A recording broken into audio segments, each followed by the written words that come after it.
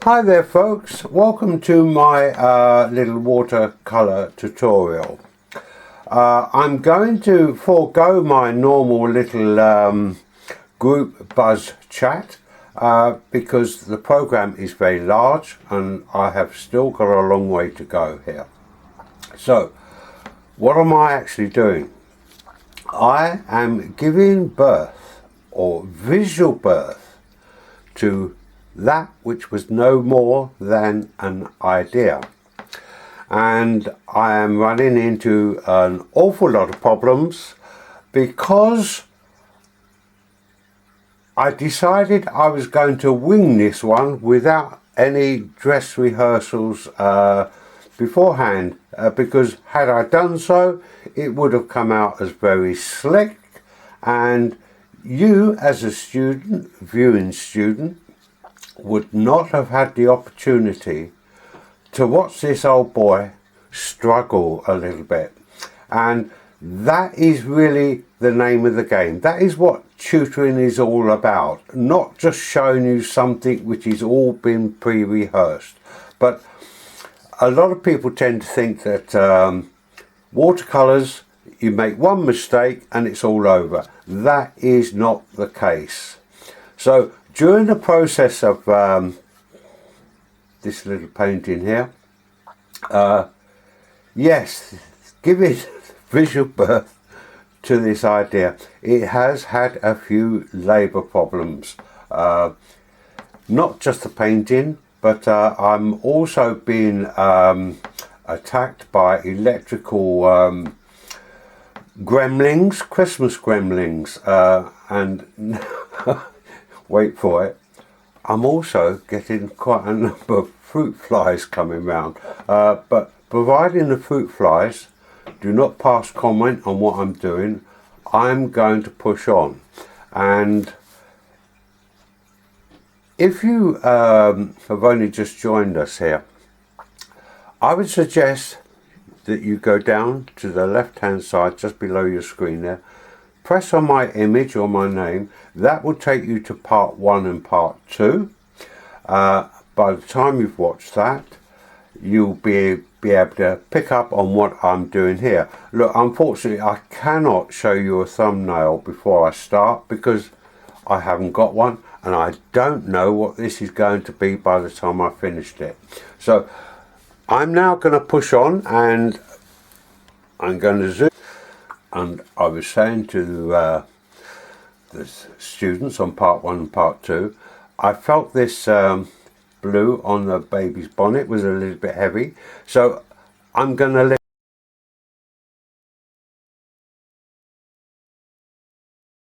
Well, there you go, I'm off to another brilliant start here. A little audio gremlin going on there. Unfortunately, I don't know until I've finished saying or doing what I'm doing and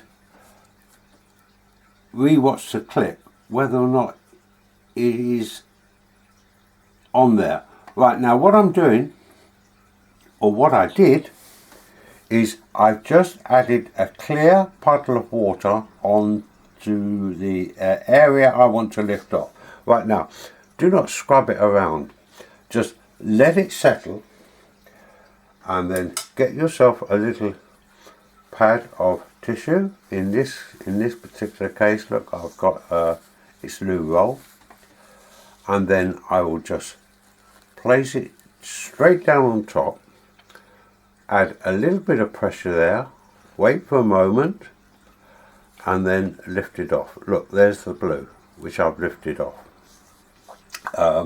That's the second time I've done that because it was on the last clip. And now that is now just a little bit softer, and I also did the same with this heavy blue area. I was rectifying around there. I just lay the water on,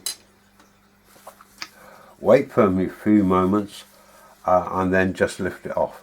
I was also saying on the last part on the baby's bonnet that I wanted a slightly softer blue there to make it look like a knitted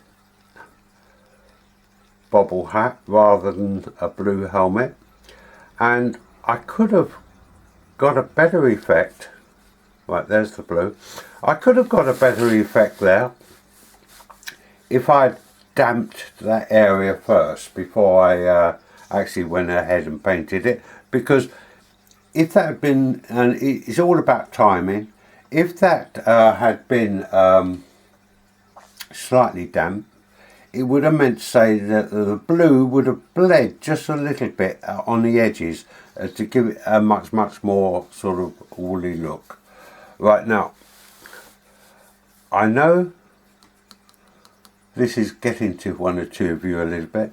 You're waiting for me to do the eyes and the carrot nose. Not just yet. I will sort out one or two of the other problems first, and maybe because they know that I'm going to do putting that coat in, maybe that's one of the reasons these fruit flies are hanging around. I have now reached a stage when I can start to look not just at the problems, but the overall picture, and it is sometimes a bit hard to see because of all I've overrun the cropped area. So look, I've got some L-shaped pieces of paper here, and I will lay them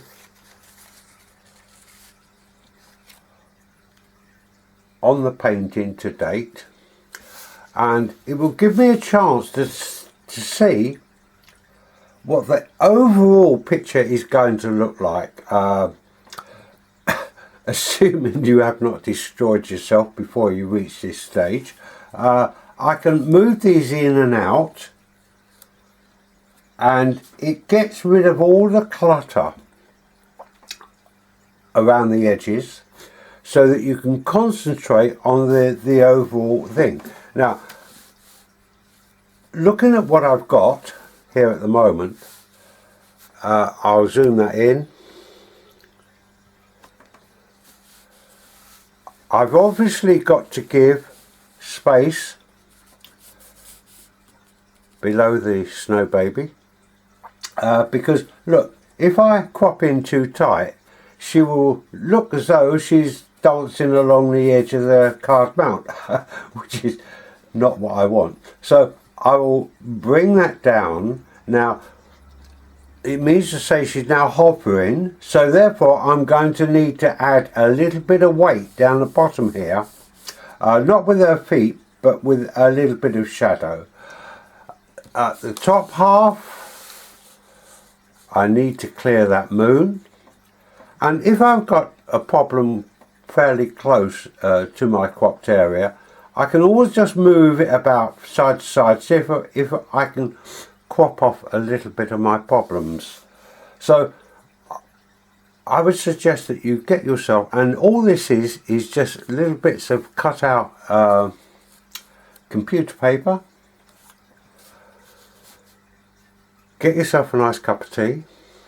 Move back from the painting, because on your drawing board you are so close to it that you can't see the overall effect which you're getting, and when you actually draw back you'll start to realize that one or two of those little nitpicky problems which you are so close to don't really exist the moment you take one step back. Well, I've just looked at that last little clip, and no gremlins there. Isn't that always the way? As soon as I get my brushes wet, I get the gremlins. So I'm doing this in little bite-sized pieces and checking as I go. Now, here I have got a 2B pencil, and if you're into watercolouring, you certainly need to have one of these in your kits anyway. So what I'm going to do is I'm just going to sharpen it up, and I'm going to go around the mum's fingers and around the baby's toes, and I'm going to use a pencil, and that is perfectly okay in the event of when you're doing watercolour washes. So if you're a purist, don't panic. That is, if you look at all the Victorian ones, you'll notice they've all used a little bit of pencil help. Now, the reason I'm using a pencil is because it's very iffy if you can manage to get round these, unless you're a miniaturist. Let's come a bit closer. With a brush.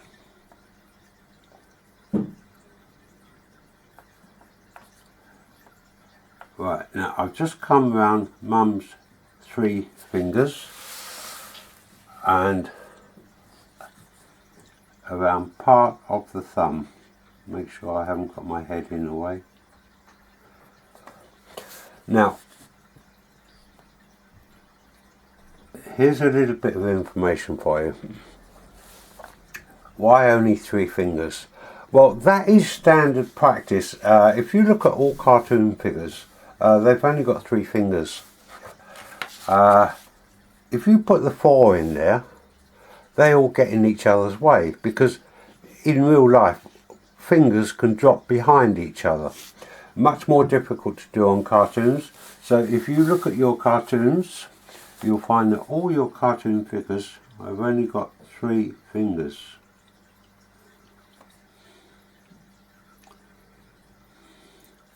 Now you know the reason why.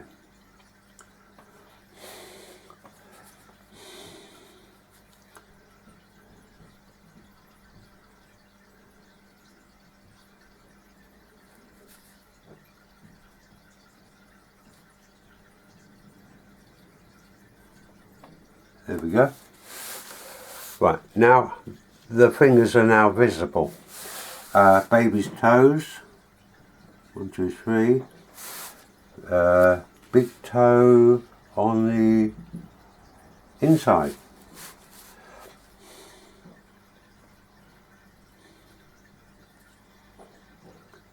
Big toe. Little toes. Now, I don't think you'll get away with that one on a brush. So fingers, fingers.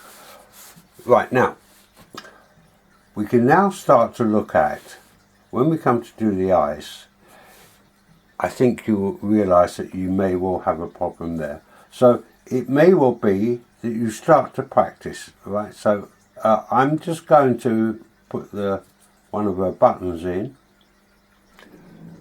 Make sure I'm on. I'm just going to fill it in with pencil.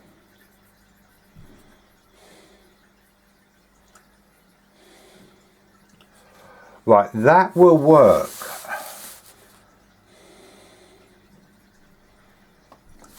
That will work.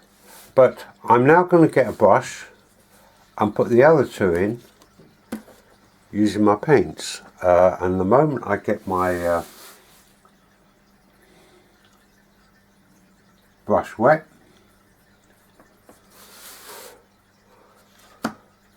the little tick gremlins will get back in. Now they do say you feed them on water after night, that's when they come to life.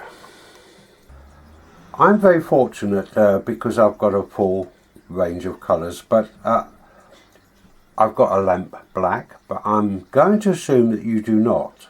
So in order to get a nice dark colour, use your ultramarine blue mixed with a little bit of this crimson, and that will give you a nice dark colour.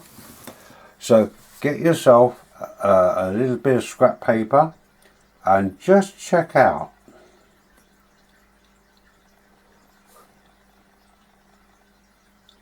how you can cope with this. Now what I'm going to suggest you do, and that is keep your brush upright, because you're going to get a bit of skidding going on underneath. So when you feel confident you can do that, now's the time to get really brave and do it for real.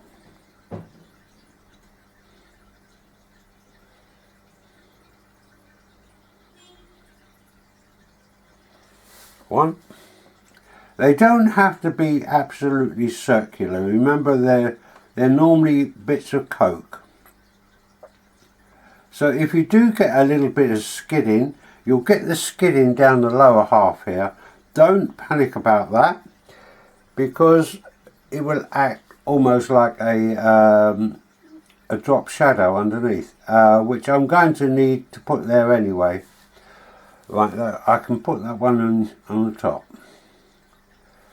Now you can see you've got to be really brave when you start going around the mum's eyes and her mouth. So practice those first on a little bit of scrap paper, and if you don't feel confident enough to be able to do that,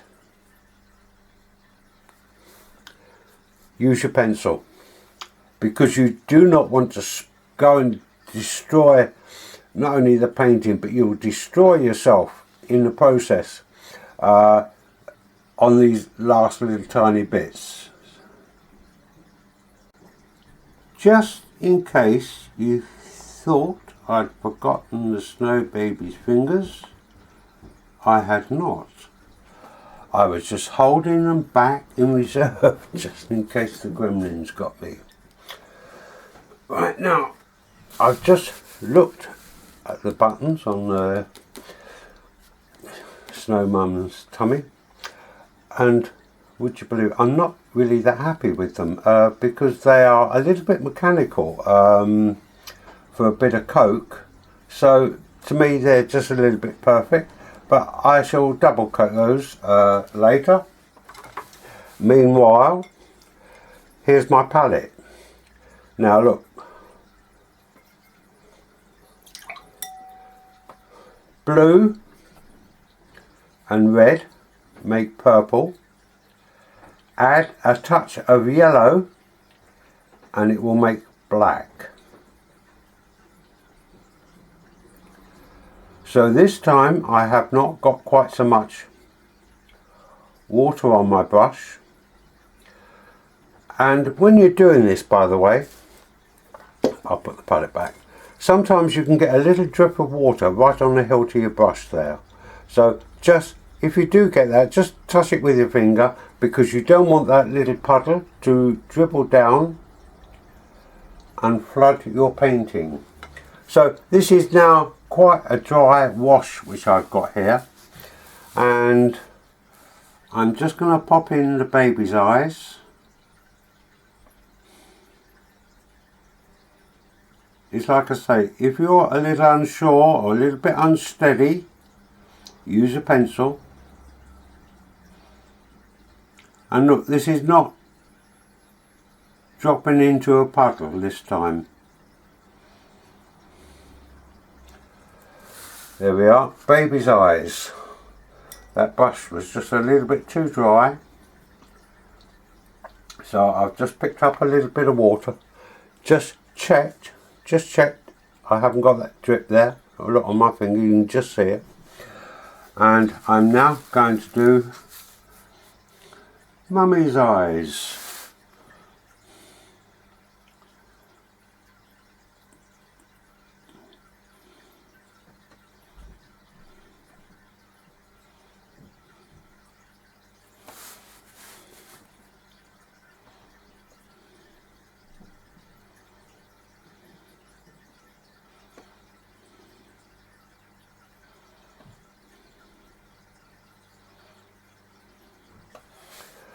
Right, they're not quite as dark as I want them to be, but I will double coat them.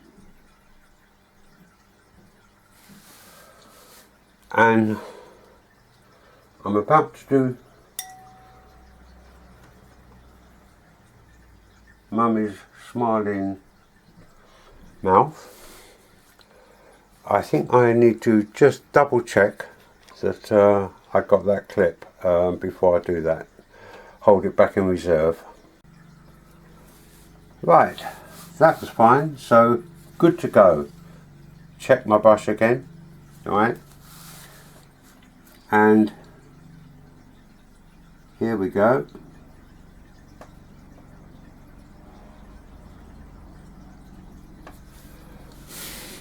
Oh, sorry, I was off camera.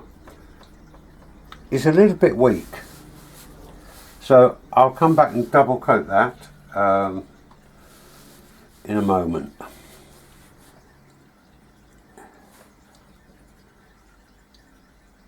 Baby's smile.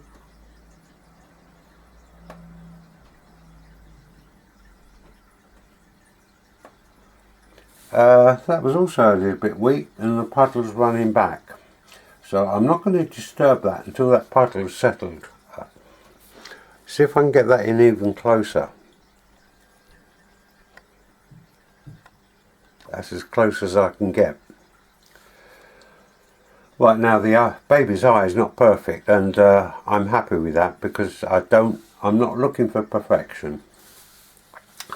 Right, you can see the mum's smile is a little bit on the weak side. Put a bit of black lipstick on it.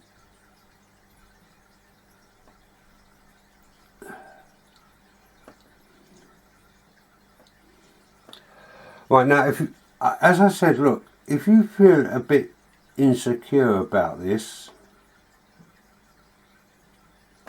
use a pencil, or here's an alternative, and that is just to put in a little series of dots. Doesn't matter if they're not absolutely regular in size. In fact, it might be more interesting if they're not. Okay, so yeah, I could have got away with that. If I'd gone with that first, you would have been quite happy with that anyway. So let me check this clip out. I'm now about to do that long-awaited carrot nose, and I'm using a permanent yellow mixed with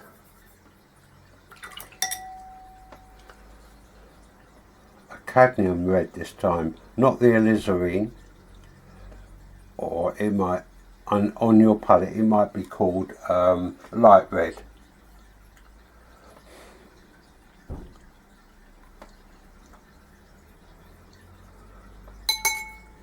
And there is a reason why I'm doing this now, because I am really cheesed off with talking about these gremlins, and if I can get this little bit done, then I can forget about the gremlins and just send you this clip and try and catch up with the rest later.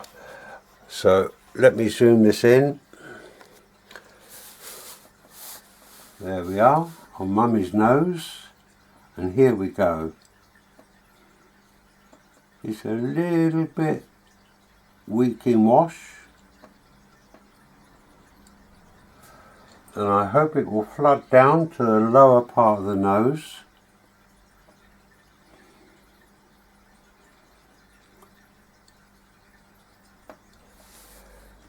There we are.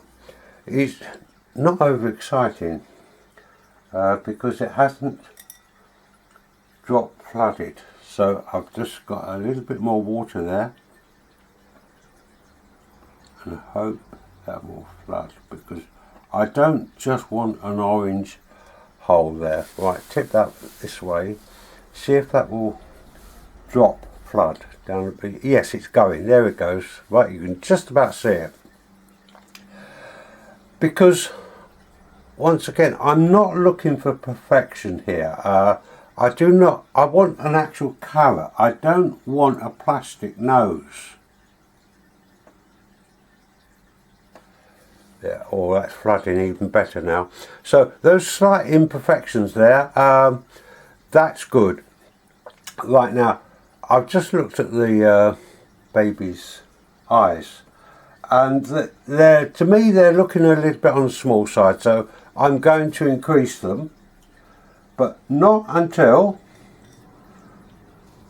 I've tackled the baby's nose,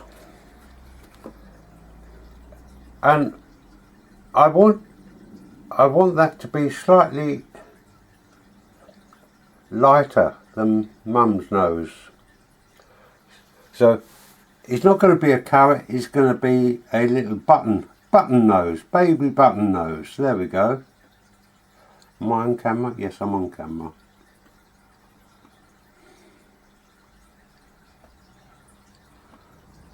Right, even though it's small, hopefully it will flood. Drop flood. The reason I want the baby's eyes larger is because eyes, they always look larger on babies, and larger eyes are always a little bit more friendly. There is a myth about the fact that eyeballs don't grow. They do in actual fact grow, not a great deal, but they grow a little bit, and they always appear larger because on a baby they haven't got much jaw or chin.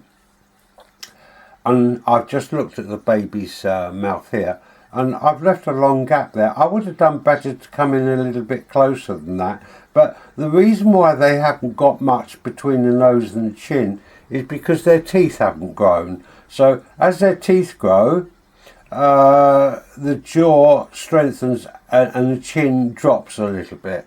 Look, we're not here for an anatomy lesson on snow babies, so all things are possible here. Right, now I'm going to zoom that back. I can now relax a little bit now, because if all those files, I can just upload this to you and try and sort out the other problems later. You've got something on which to work now. So I'm going to stop talking about gremlins, and I hope the fruit flies don't come round to Mum's nose now, and relax and carry on with the rest of the video. And believe me, I have still got an awful lot to do. I'm now going to get a look at this little problem area at the top here I've got. And yes, okay, it is just an underwash there. But look, it's a mess. It's a jumble. It doesn't know what it is. And I think the problem is, I was talking about this lead tree here, is that I cannot see the trees for the wood. So what I've actually done is I've gone back to basics, and I've just done a couple of these little Christmas trees which I did on one of my first videos, and it is back to basics, and I need to go back to basics on this one. So what I've got to do, yes, they are trees covered in snow, but the snow can only drop on a shape, and it has not got that Christmas tree shape. So I'm going to come back now with my Chinese white and tackle this problem. And look, I have replicated the problem here on, look, this is what I would describe as a sacrifice piece. And I'm going in with the Chinese white, and I can see that I'm very limited to what I can achieve with this, but I don't want to make a big thing out of these trees because they are just background. So I'm going back to the fundamentals here, and I'm looking for a tree, and I think it's going to be this one here, which I will try to recapture that original shape. And the Chinese white is, I'm using it a little bit thicker this time, in as much as one can when working from a pan. One is always limited. And so I will try to get this shape back. I'm not interested in the rest of the junk around there, because this tree will take the eye, and I cannot define every tree in a wood.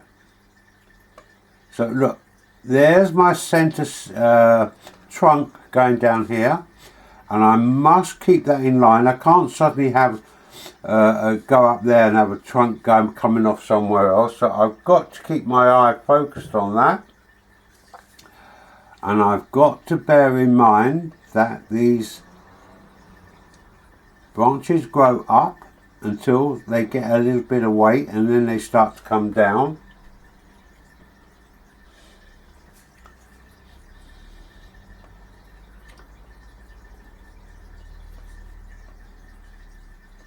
Down the centre there. I'll give myself a guideline just in case I go wandering off. I don't just wander off with what I'm talking about, I wander off with the brush sometimes as well.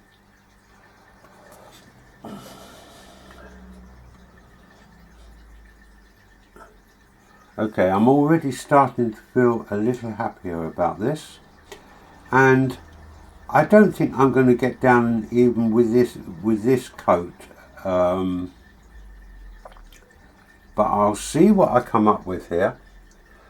And I must bear in mind that the branches on trees do not just come out and go to the side, they come out the front as well.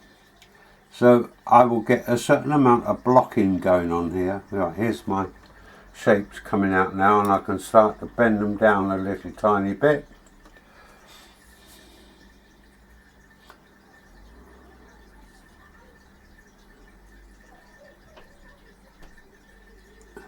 And then put my blobs of snow on top of that.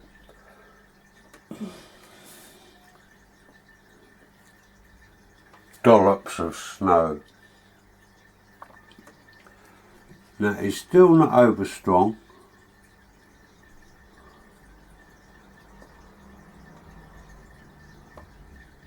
Now you can start to see that the leaves branches are starting to lean over a little bit as I come down, and there are branches in the front so that they'll get dollops of snow. And the way I'm getting actual dollops, I'm thinking very hard here that the underside of these branches may be fragmented, but the dollops of snow on the top will not necessarily be that fragmented.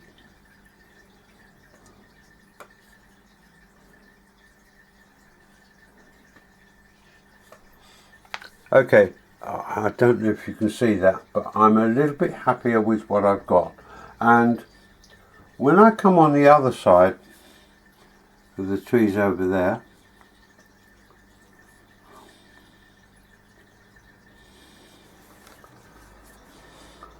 what I need to do now is, look, I made that alteration, so I need to break that line up.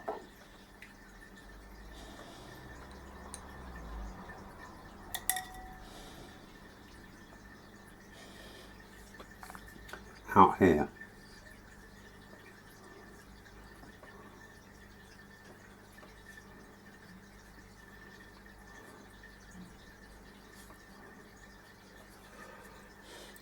Right, now when I come back, look at that, I've actually stacked those like a dice 6. Let me just zoom that in. 1, 2, 3, 1, 2, 3. So I'm going to have to break that up. They're trees, not dices. And look, here's the, I've got to keep in mind, here's the tree I'm looking at.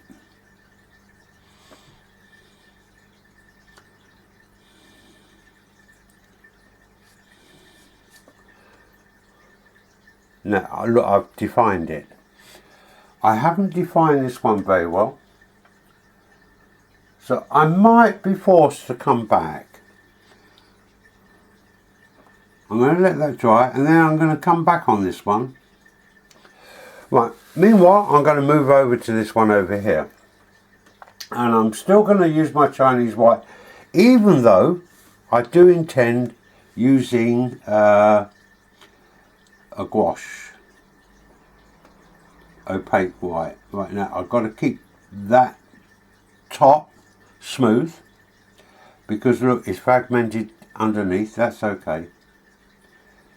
Here's my main tree coming down here, by the way. So look, I can come down here.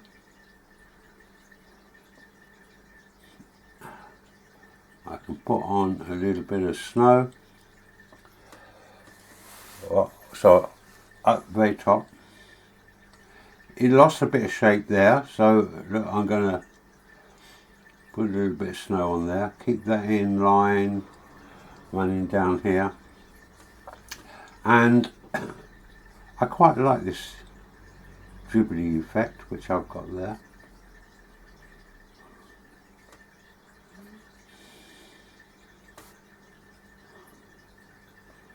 There's the centre there. And I was talking about this little halo around the baby's bonnet. So I'm going to break that little halo up. Halo of blue, by the way. And it's there. So I'm going to break in there. That's a little bit strong.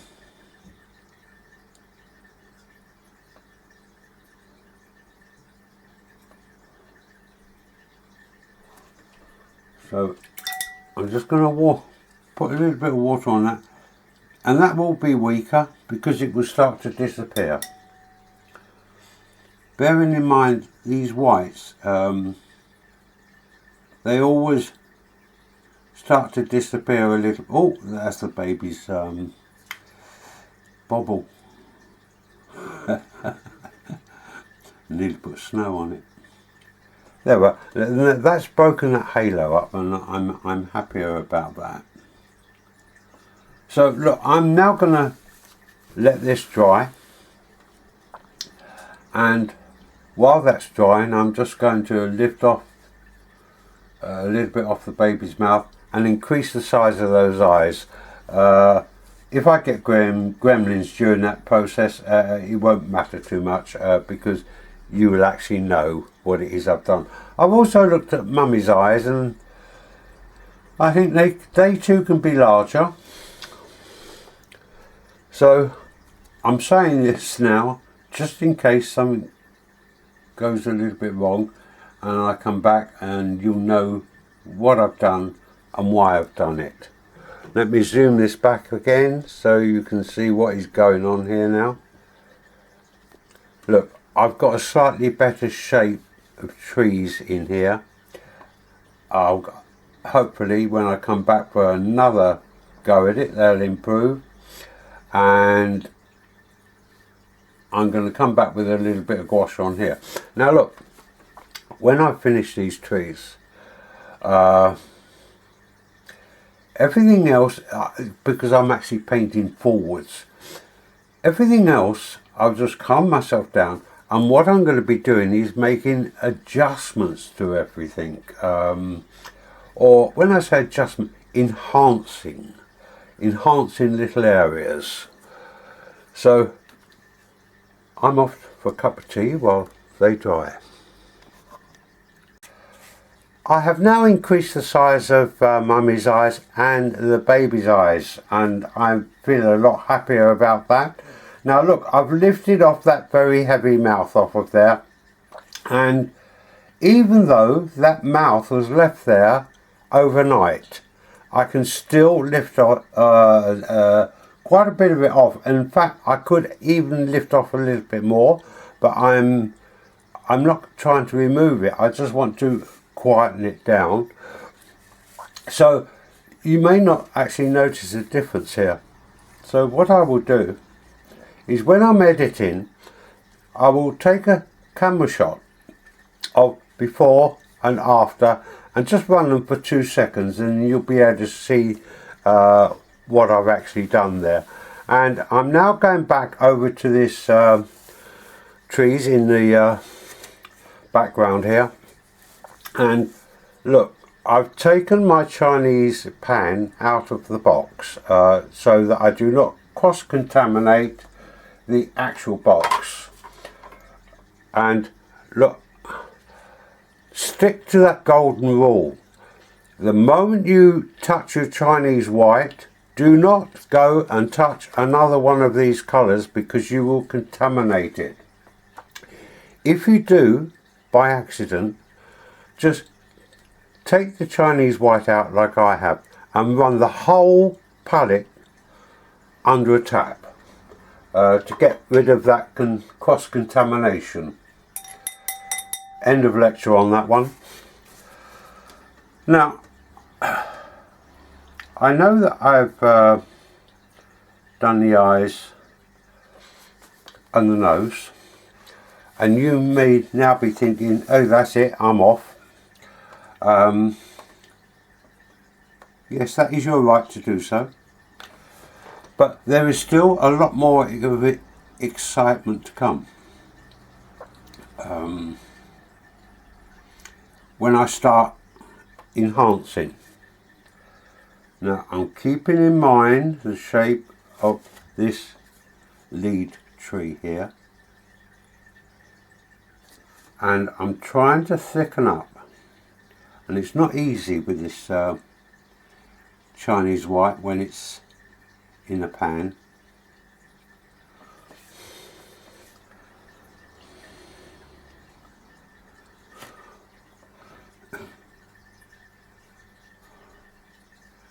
And I'm not over.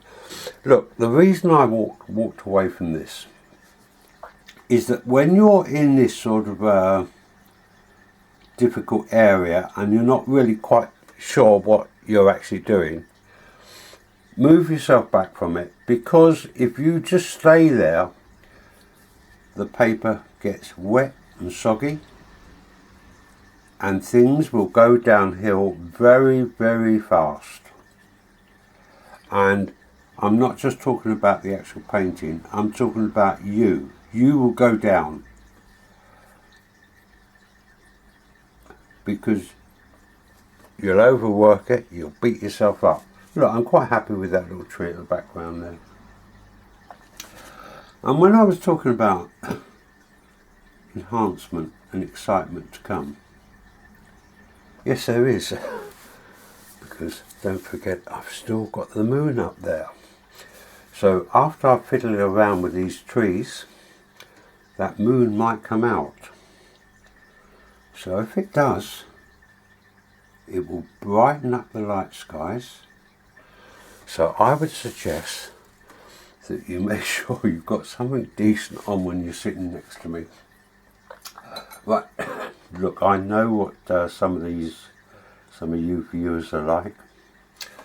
I've read one or two of the comments, and I've read one comment by a viewer who will remain unnamed, because that's the way I am, who told me that she was up early on a Sunday morning with a cup of tea, munching on hot buttered toast, and about to get a painting of daffodils underway. And would you believe she was still in her gym jams? Gym jams, that's short for, in the UK, over pyjamas. And I reread this, and sure enough, I looked back at the name, right? And I thought, I know this girl, right? She used to come to one of my, had come to a number of my classes over the years. So when I read that statement and I saw the name Penny there, I thought, yeah, that's it. Oh, I've just mentioned her name. Hey ho. I don't edit, but who knows? My gremlins may edit that. Sorry, Penny. Right, okay, now, I'm happier with that, so I'm going to stop playing, he says, doing a little bit more, and I'm going to leave that one alone. Right, now I'm looking back here. I got rid of that halo, and now I've got like a tooth. 1, 2, 3, 4, and they're even worse than the halo. So what I'm going to do now, while I'm still on my Chinese white, is I'm going to break that tooth up. I'm going to come right up to the baby's bonnet, and look, if you actually look at the bonnet's got stripes on it, and so have the trees at the back here. That's why I need to flood that to get rid of that stripy appearance. Done.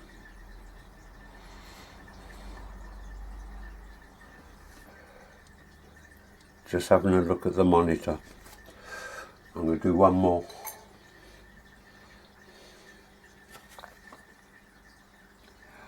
Look, it's very, very difficult for me. I can't just give you the exciting bits in tutoring. Because you don't learn too much.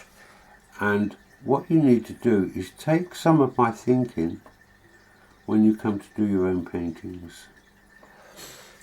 And so something which I may say, it may be humorous, it might not be. When things are going a little bit bad, they can come back and not haunt you, but help you. There, I think that's got rid of that. Yeah, that's got rid of that toothy look around there.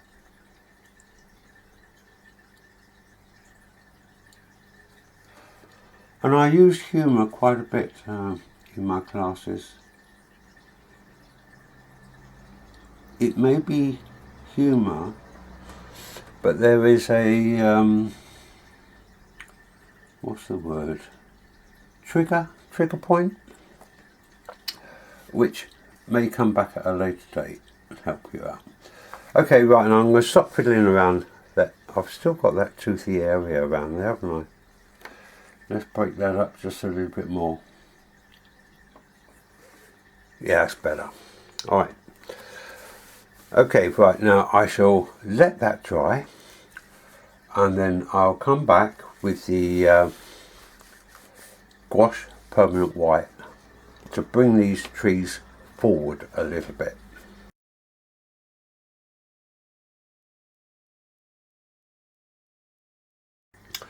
Having just uploaded the last couple of clips, two things I've noticed, well, three actually. One, the gremlins have been very kind to me. Two, not so kind to Penny, sorry about that, Penny. Three, I noticed that I'm now starting to run very, very short of time again on this part 3. So it's starting to look as though it's going to run into 4 parts. Well, that's life for you. My existing students have been waiting for nearly 2 years for me to come back on. And like buses, all of a sudden 4 clips come. So I'm going to move this bit on, and look, I'm back on my Chinese white, and I'm going to speed paint this bit because you know exactly what I'm doing and what I'm thinking, and I need time for other things. But just before I do, look at this tree here. It's got a lovely thawing, sort of melty snow look about it. So I will note that in my mind, because you never know when I might need that sort of effect. And look, I'm going back to the old original thinking. There's the stem of the tree running down there, and I will follow that down.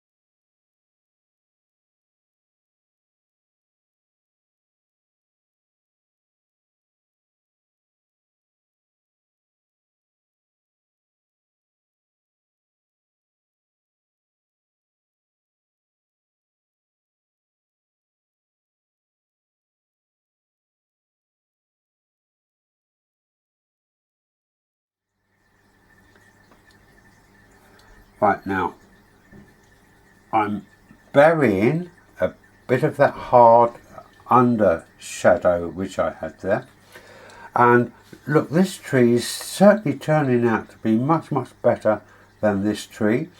So off camera I shall just put a few of these more of these little darker areas in there, and then I'm going to, let me zoom this back.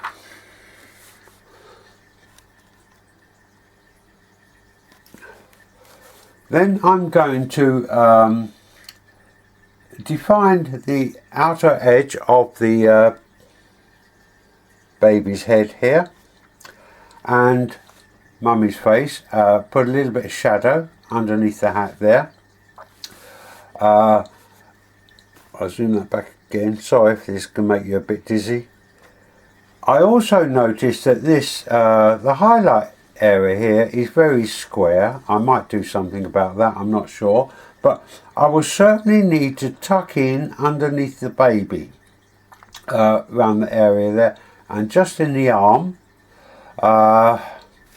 and put this shading from the moon to the snow mum. Put the shading under there to stop her hovering. So most of that, I think I will probably do that in speed painting, because you know from part 2 exactly what it is I'm actually doing. There's one or two other areas which I've looked at. This scarf coming around there is a bit snake-like.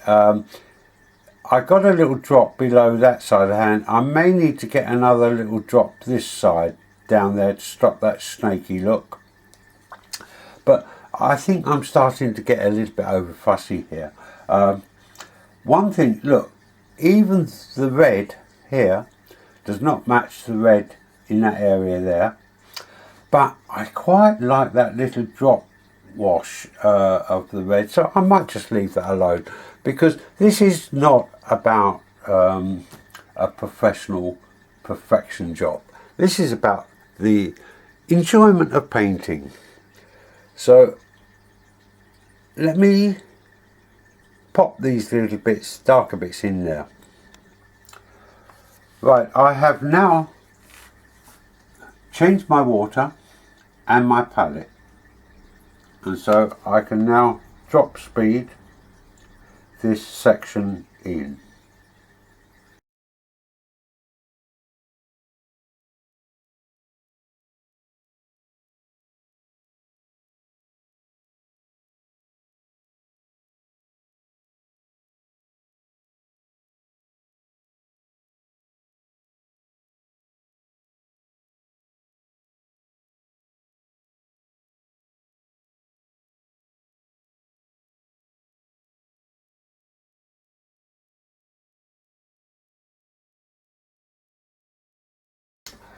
I've just uploaded those speed shots there, and yes, I am so short of time now, and I've been very lucky, so I'm going to send this part 3 off to you and come back on part 4. I'm not going to get an opportunity to speed paint around here, because what little time I've got left here on this video, I just need to say one or two things. Yes, look, I did spend a lot of time playing around on those trees, but as you know, this was unrehearsed, and you have been in it, watching it right from the concept, and I've been working my way through a few problems there.